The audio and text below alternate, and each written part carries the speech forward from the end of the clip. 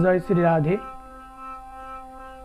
আমাদের সকলেরই ইচ্ছা থাকে যে আমরা জীবনে কিছু সময়ের জন্য হলেও যেন বৃন্দাবনে যেতে পারি, বৃন্দাবনের সেই বাঁকে বিহারীজির দর্শন করে আসতে পারি, শ্রীমতী রাধারানীর দর্শন করে আসতে পারি। তো আজ আমি যে গল্পটি বলতে চলেছি এটা বৃন্দাবনের পাশের একটি গ্রামের। তো বহু বছর আগে বৃন্দাবনের পাশের একটি গ্রামে ছোট্ট একটা মেয়ে জন্মগ্রহণ করেন। তো সে যেহেতু বৃন্দাবনের পাশের গ্রামে জন্মগ্রহণ করেছে, তো সে প্রতিনিয়ত দেখে ছোটবেলা থেকে যে বহু দেশ বিদেশের মানুষ সেই তাদের গ্রামের ভিতর দিয়ে বৃন্দাবনে যায় এবং তারা ভগবানের সেই গুণকীর্তন করতে করতে যায়, ভগবানের রূপের বর্ণনা করতে করতে যায়। তো তার মনে সাধ জাগে যে আমিও যদি ভগবানের দর্শনে যেতে পারতাম, ভগবানকে যদি একটু দেখতে পারতাম, বাঁকে বিহারীজির যদি একটু দর্শন করতে পারতাম। কিন্তু তিনি ছোট, তার আর যাওয়া হয় না। তিনি একদিন কি করলেন, তার বাবাকে বলছেন, বাবা আমাকে বৃন্দাবনে নিয়ে চলো, আমিও অন্যান্য ভক্তদের মতন বাঁকে বিহারীজির দর্শন করতে চাই। তার বাবা বলছে, তোমার সবে মাত্র 4-5 বছর বয়স, এত মানুষের ভিতরে তোমাকে কিভাবে নিয়ে যায়, তুমি একটু বড় হও তারপরে তোমাকে নিয়ে যাব। তিনি মনে মনে সবসময় ভগবানের প্রতি সমর্পিত, ভগবানকে ডাকেন, ভগবানের সেবা পুজো করেন। কিন্তু বৃন্দাবনের পাশের গ্রাম হলেও বৃন্দাবনে তার যাওয়া হয়নি, বাঁকে বিহারীজির দর্শন করা হয়নি। তিনি আস্তে আস্তে বড় হচ্ছেন। এই মেয়েটার যখন 17-18 বছর বয়স হয়েছে, তো তার বিয়ের জন্য একটা ছেলে খুঁজে আনা হলো। তো তিনি জানতে পারলেন যে তার যে ছেলের সঙ্গে বিয়ে ঠিক হয়েছে সেই ছেলের বাড়ি বৃন্দাবনেই। তো তিনি তো খুবই খুশি হয়েছেন, যাই হোক বিয়ের পরে হলেও তিনি বাঁকে বিহারীজির দর্শন করতে পারবেন। তারপরে তিনি বৃন্দাবনে, তার বিয়ে হলো, সেখানে তিনি গিয়েছেন, বৃন্দাবনেই থাকেন, কিন্তু বাঁকে বিহারীজির মন্দিরে তার আর যাওয়া হয় না। তিনি সবসময় মনে মনে ভাবেন কিভাবে আমি বাঁকে বিহারীজির দর্শন করব, ছোটবেলা থেকে এত ইচ্ছা ভগবানের দর্শন করার, কিন্তু ভগবানের দর্শন হচ্ছে না।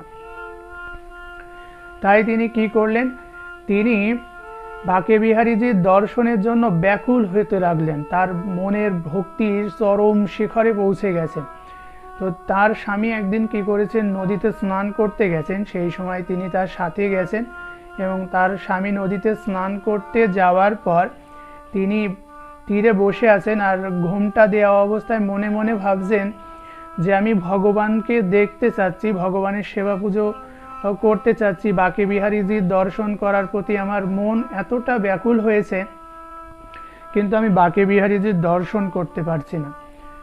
আমার হয়তো ভগবানের সঙ্গে কোনো সম্বন্ধ স্থাপন করা হয়নি, যার জন্য আমি ভগবানের সঙ্গে দেখা করতে পারছি না।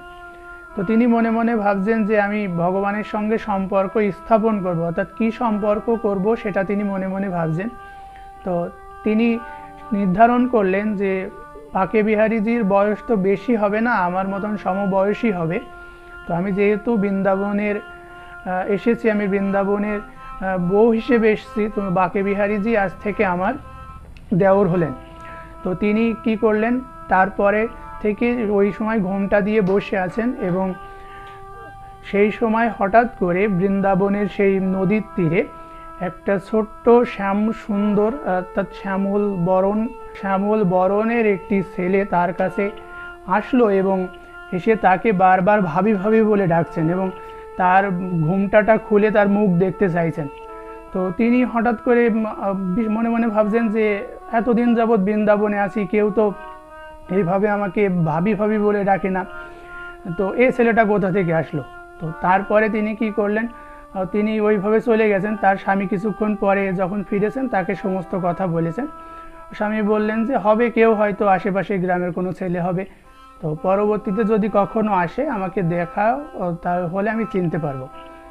তো তার পরবর্তীতে আর কখনো সেই ছেলের সঙ্গে তাদের দেখা হয়নি।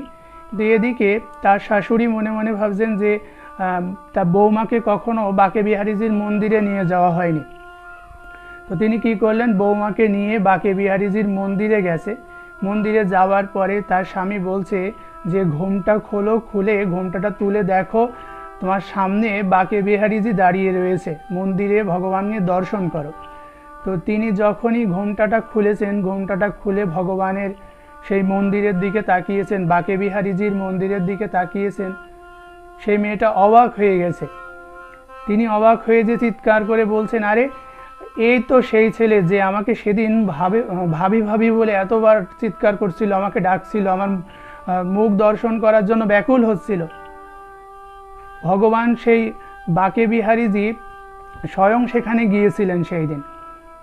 তো তখন তার এই সমস্ত ঘটনার কথা শুনে তার স্বামী বলছে, দেখো তুমি কত সৌভাগ্যবান যে আমরা বৃন্দাবনে থাকি, ছোটবেলা থেকে বৃন্দাবনের এখানে বড় হয়েছি, বৃন্দাবনে ভগবানের সেবা পুজো দেখছি, আরতি দর্শন করছি, কিন্তু কখনো ভগবানকে সচক্ষে দর্শন করতে পারিনি।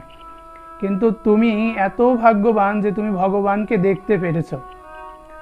তো আসলেই ভগবানের যদি কেউ প্রকৃত ভক্তি করে, হৃদয় থেকে যদি ভগবানের সঙ্গে কোনো সম্বন্ধ স্থাপন করে, তাহলে ভগবান কিন্তু তার দর্শন দেন, তার সঙ্গে কথা বলেন, তার সমস্ত সুযোগ সুবিধাগুলো দেখেন। রাধে রাধে।